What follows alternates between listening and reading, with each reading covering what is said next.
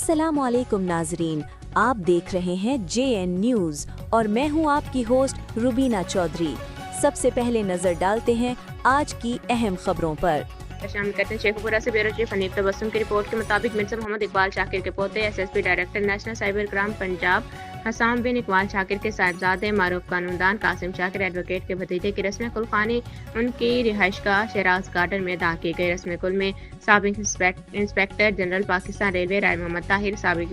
जज अल्लाह बख्श रांझा, साबिक सेशन जज Chaudhry Mohammad Azam, editor in chief रोजनामा फ्रंट लाइन लाहौर चौधरी मोहम्मद इलियास गुजर, साबिक MPs अफजल सुल्तान डोगर, आरिफ खान संधेला, SP चौधरी हसन फारूक घुमन,